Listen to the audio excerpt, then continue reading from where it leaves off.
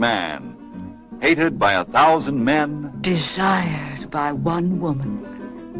the third man, hanging is too good for him. Nothing is too good for the third man. Her man, who was the third man. The man on every woman's lips.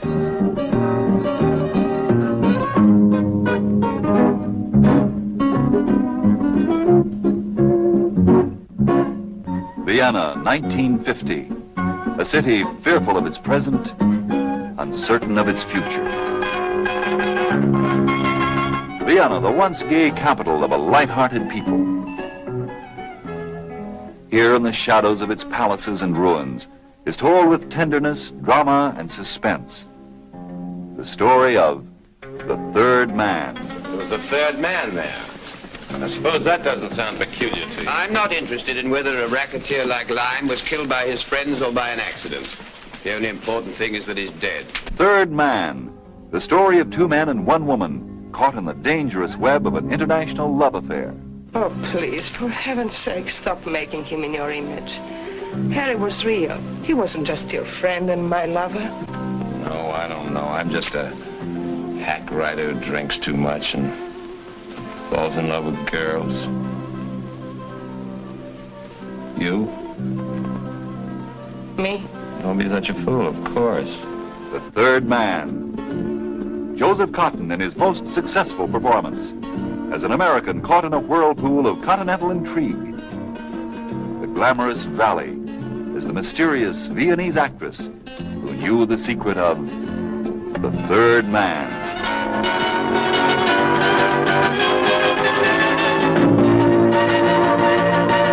Bit roles are one aspect of cinema we have yet to speak about on this program. Even though they are a major part of cinema history, they are short moments when someone is in a film or seen in a film. They can be when at the time a novice performer is getting their first role, or done as a cameo to generate gravitas towards a character, or a pivotal moment in a particular film. This week's film has, in my opinion, the greatest bit role in cinema history, and that is due to the power and complexity in the performance from this month's focus, Orson Welles.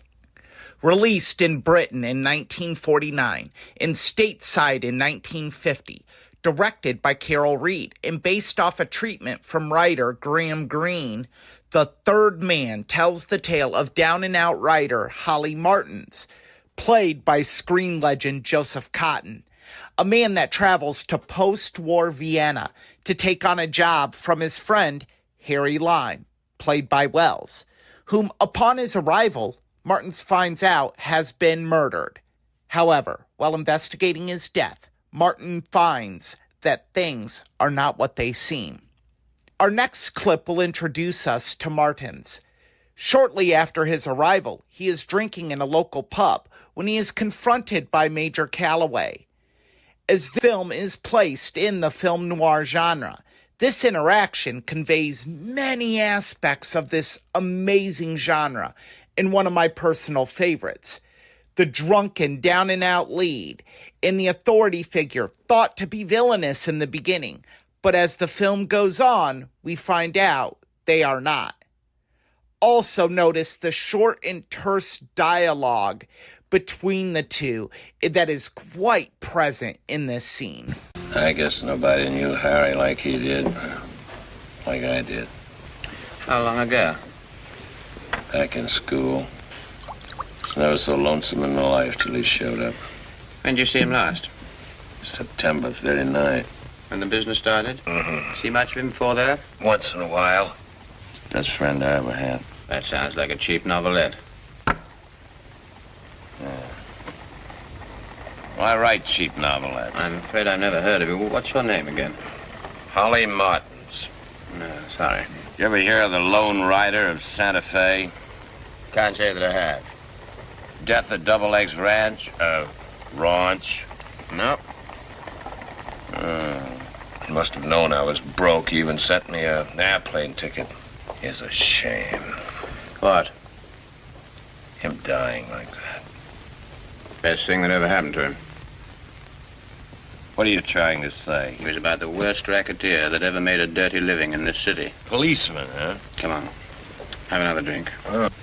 I never did like policemen. I have to call them sheriff. Ever seen one? Pin it on a dead man. Some petty racket with gasoline or something.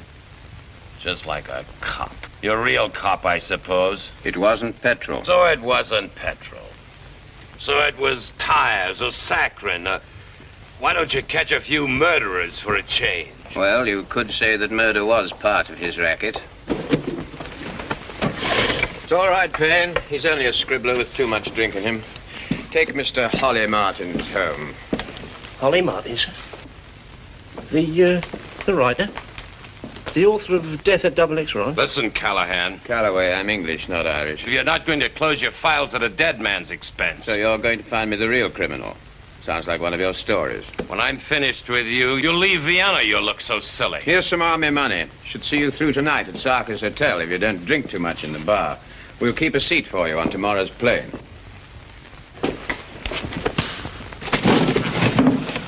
Please be careful, sir. Up we come. Written anything lately? Take him to Sarkis. Don't hit him again if he behaves.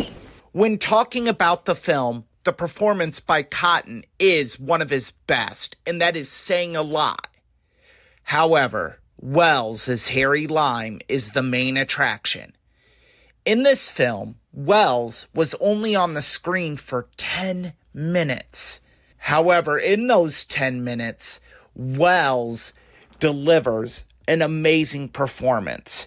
The film and the writing with this great story builds up the appearance of this wartime profiteer. But if not for Wells, it wouldn't matter, and this film would not have the legendary status it has today. Our next clip is one of the most well-known from this film.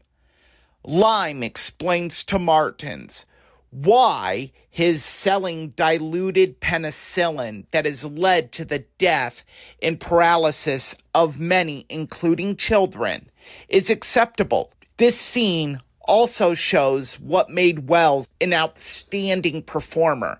His range and depth is on full display as we hear his callousness, charm, wit, knowledge, and greed. Victims, don't be melodramatic. Look down there. Would you really feel any pity if one of those dots stopped moving forever? If I offered you 20,000 pounds for every dot that stopped, would you really, old man, tell me to keep my money? Or would you calculate how many dots you could afford to spend? Free of income tax, old man. Free of income tax. The only way you can save money nowadays. A lot of good your money will do you in jail. That jail's in another zone. There's no proof against me. Besides you. I should be pretty easy to get rid of. Pretty easy. Wouldn't be too sure. I carry a gun. Don't think they'd look for a bullet wound after you hit that ground. Dug up your coffin. And found Harbor?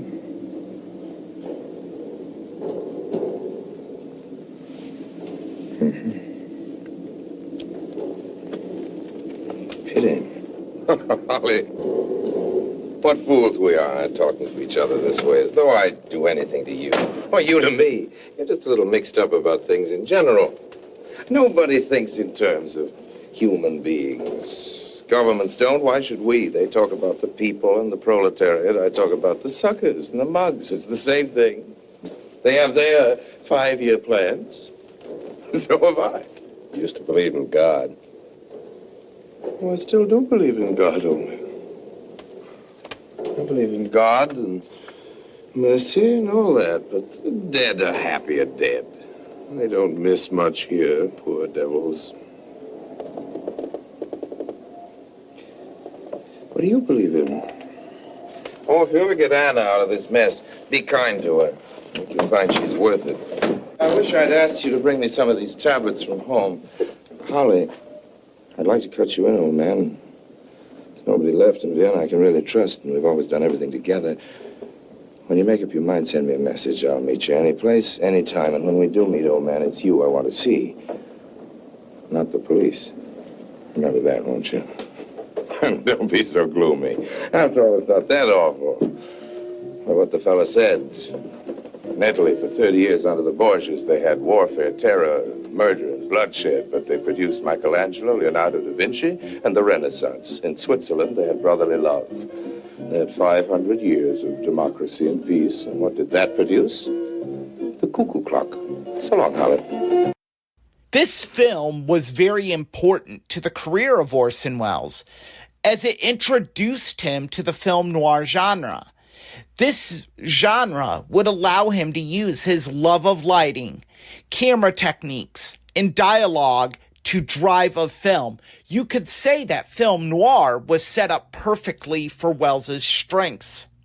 As famed director and Welles biographer Peter Bogdanovich explains in our final clip, Welles would go on to direct 2 more heralded noir films, The Stranger and The Lady from Shanghai. And I'll take a moment here to argue that his film, The Trial, would be classified as neo-noir, a subgenre of film noir. This clip will also tell us Welles's love for black and white as a medium. I think The Third Man is probably one of the best, if not the greatest, non-auteur films ever made, where you have this extraordinary coming together of a bunch of really first-rate talents, all working at their top. Graham Greene as a writer, Alex Korda as a producer, Carol Reed as a director, Vienna looking very photogenic right after the war, Trevor Howard at his best, Orson Welles certainly at his most mysterious, in a role that, you know, he was born to play, and Joe Cotton really very American and eloquent, and Alida Valli, you know, at her most Ingrid Bergman-y. Carol Reed is one of those underrated directors who was highly thought of during his lifetime, but since he's passed away, nobody much talks about him. Probably because the last few films he made were not among his best, even though they were among his most successful. So Oliver, which won Oscars and so on, isn't exactly a film buff's delight, but films like The Third Man or Odd Man Out or The Fallen Idol, or even Outcast of the Islands, or even The Stars Look Down, all those films 30 years ago were considered to be classics of the English cinema. And you see them again, they hold up awfully well.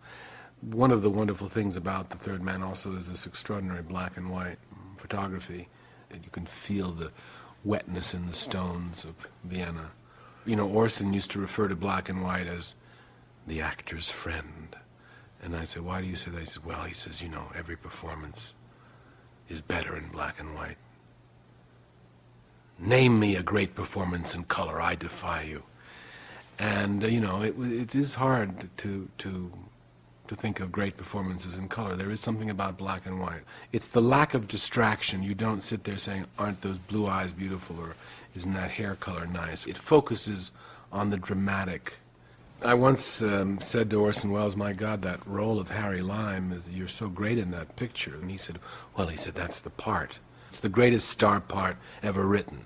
Well, you know what a star part is. He says, that's where they talk about you for an hour and then you appear. He said, I did it on the stage, one called Mr. Wu.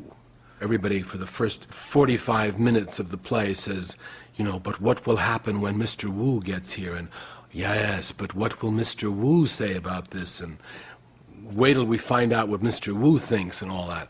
And he says, and everybody boils around the stage, as Orson said, for about almost an hour, talking about Mr. Wu. And then just at the end of the first act, way in the distance on the stage, crossing a bridge, comes the small figure of Mr. Wu. And everybody goes, ah, Mr. Wu. And the curtain comes down and the audience comes out and says, isn't that actor playing Mr. Wu great? Orson said, that's a star part for you. He always said that he had no influence over the production except that he wrote that speech about the cuckoo clock, which is the one speech everybody remembers from the picture. But when I asked him whether he'd influenced Carol Reed, he said Carol Reed was a hell of a director and didn't need my opinion. However, I think it's important to note that the look of The Third Man, and in fact the whole film, would be unthinkable without Citizen Kane, The Stranger, and The Lady from Shanghai, which Orson made in the 40s, and all of which preceded The Third Man.